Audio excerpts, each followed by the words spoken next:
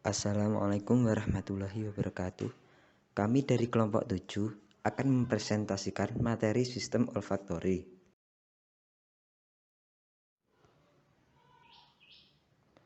Sebelumnya, saya akan memperkenalkan anggota kelompok kami, yaitu pertama Dian Ika Fitria, kedua Diana Rahayu, ketiga Nafia El Umah, dan yang keempat saya sendiri Muhammad Maulana Alam Aulia.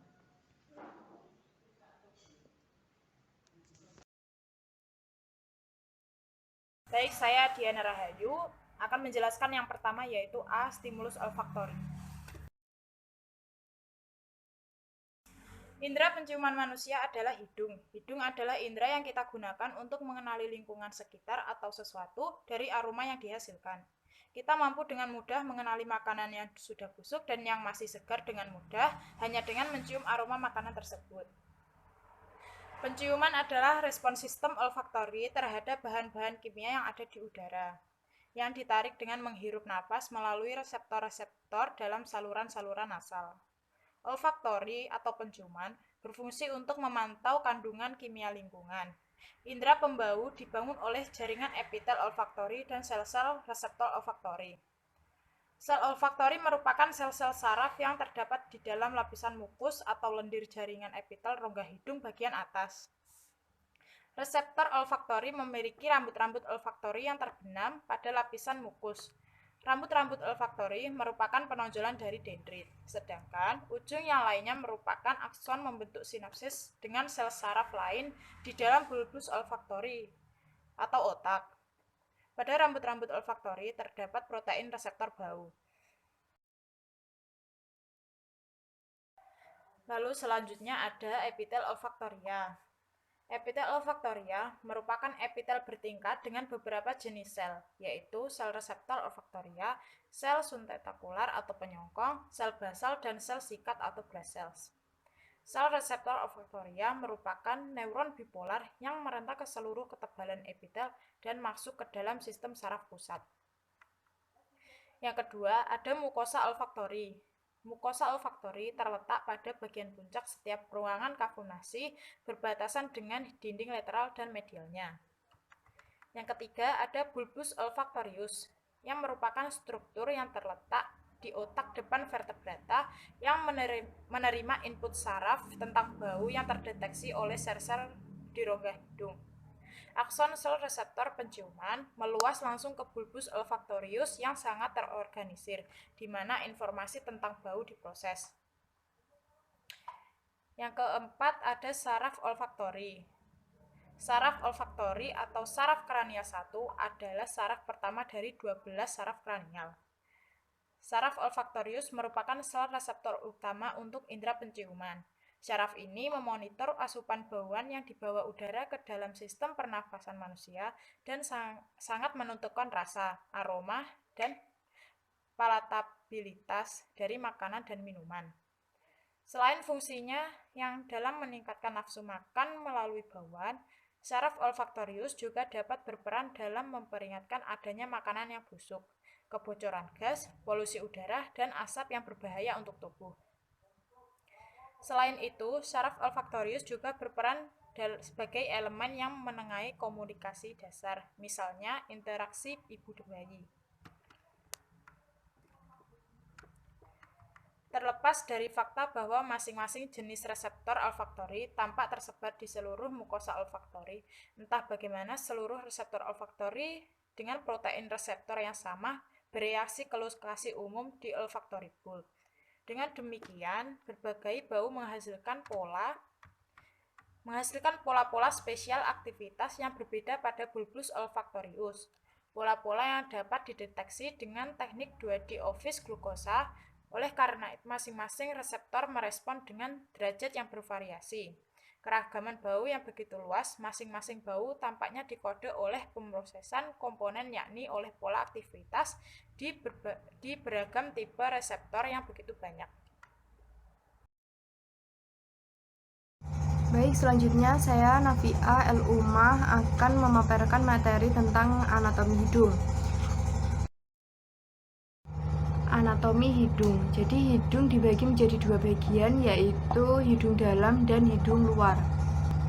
Anatomi hidung luar antara lain pangkal hidung, batang hidung, puncak hidung, kemudian sayap hidung atau yang disebut dengan ala nasi, kemudian sekat tulang rawan dan kulit. Yang terakhir yaitu nares anterior atau sering disebut dengan lubang hidung. Selanjutnya yaitu anatomi hidung dalam. Hidung dalam dibagi menjadi kavum nasi kanan dan kiri oleh spetum nasi. Setiap kavum nasi berhubungan dengan bagian luar melalui lubang hidung atau disebut dengan nares anterior dan dengan nasofaring melalui koana. Setiap kavum nasi terdiri dari bagian yang ditutupi kulit, disebut vestibulum, dan bagian yang ditutupi mukosa disebut kavum nasi yang sebenarnya. Vestibulum merupakan bagian anterior dan inferior dari kavum nasi. Vestibulum dilapisi oleh kulit dan berisi kelenjar sebasea. Kemudian folikel rambut dan rambut-rambut yang disebut dengan vibrissae. Bagian atas vestibulum terbatas pada dinding lateral yang ditandai oleh ala nasi atau disebut dengan katup hidung yang dibentuk oleh batas belakang dari cartilago nasalis lateralis superior. Dinding medial vestibulum dibentuk oleh columella dan bagian bawah dari septum nasi. Setiap kavum nasi memiliki dinding lateral, medial, superior, dan inferior. Pada dinding lateral terdapat 4 buah konka. Konka menggulung seperti proyeksi tulang yang dilapisi oleh membran mukosa.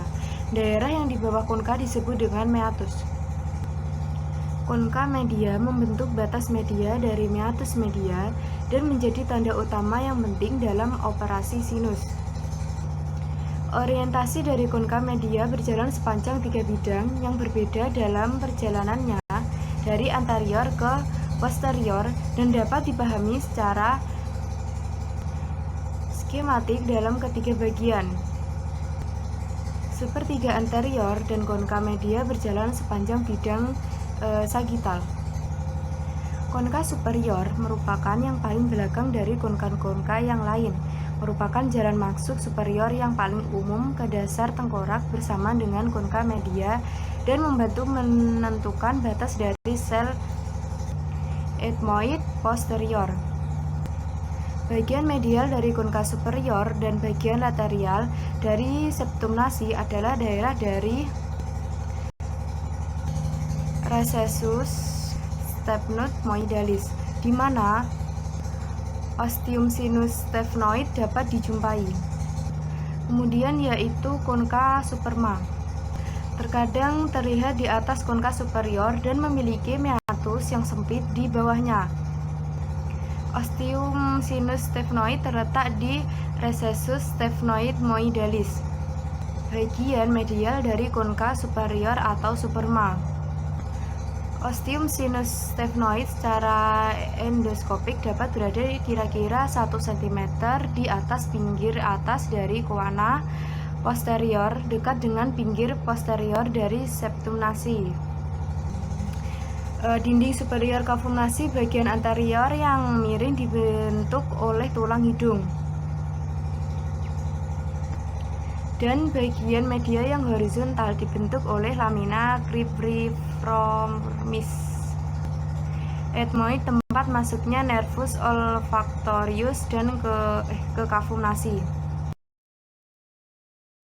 Sebelumnya, saya Muhammad Maulana akan meneruskan materi selanjutnya, yaitu C. Mekanisme sistem olfaktori.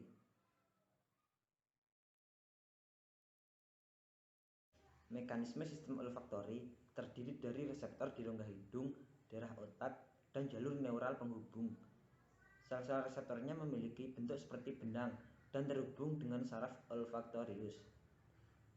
Proses transduksinya, pertama, molekul yang dilepaskan oleh substansi tertentu adalah stimulus untuk penciuman. Kemudian molekul meninggalkan substansi, berjalan melalui udara dan memasuki hidung. Lalu molekul tersebut juga harus larut dalam lemak. Kemudian jika silia dari reseptor penciuman bertemu dengan molekul odoran, maka terjadilah impuls listrik. Mekanisme indera penciuman. Pertama, bau rangsangan yang masuk ke dalam rongga hidung melalui udara akan disaring oleh bulu-bulu halus pada hidung. Udara yang tercampur dengan kotoran akan disaring oleh bulu-bulu halus, kemudian kotoran yang telah disaring akan menempel dan mengendap menjadi kotoran hidung.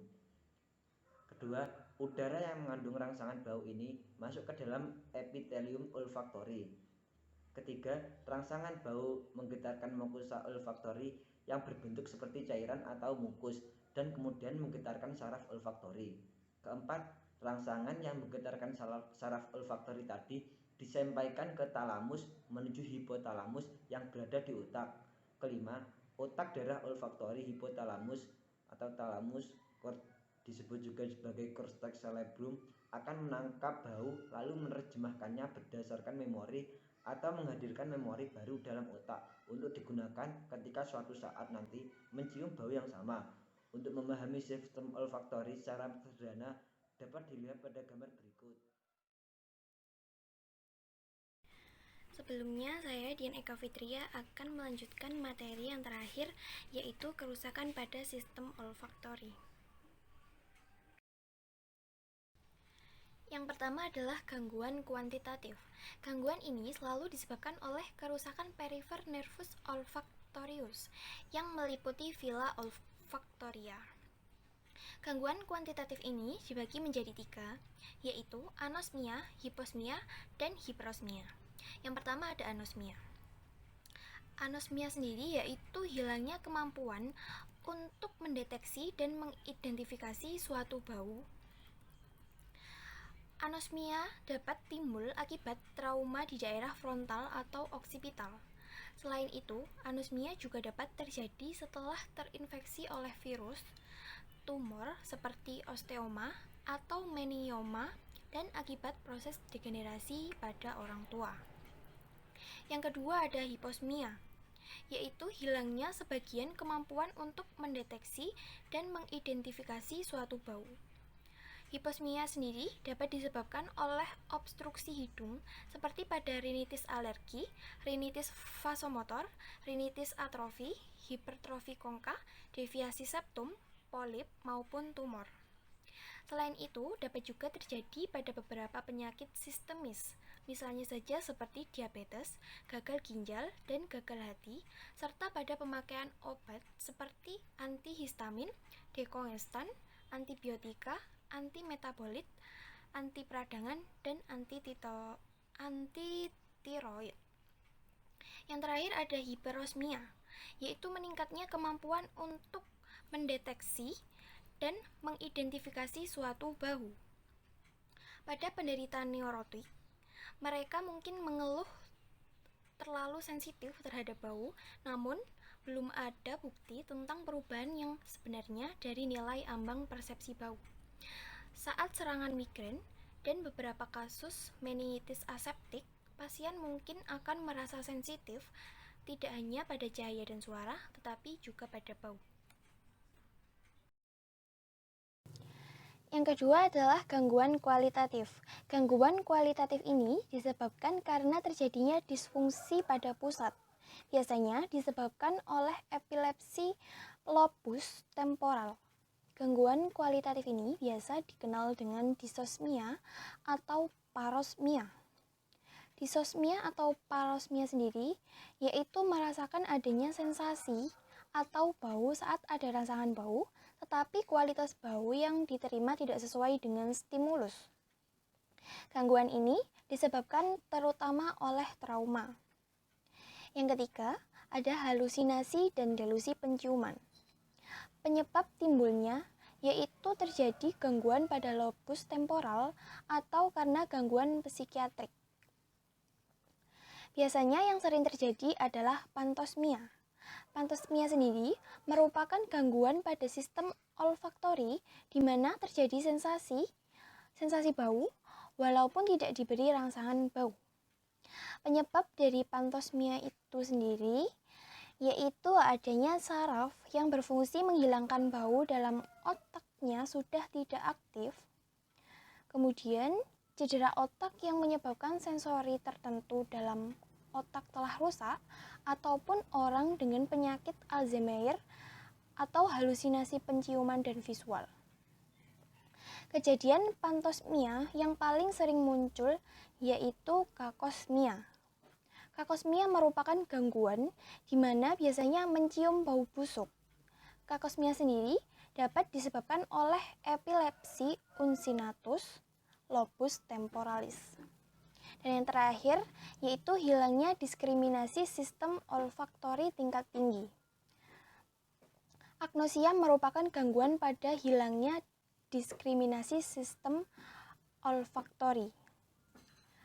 Agnosia sendiri yaitu kemampuan untuk mengidentifikasi dan menamakan sensasi yang dirasakan.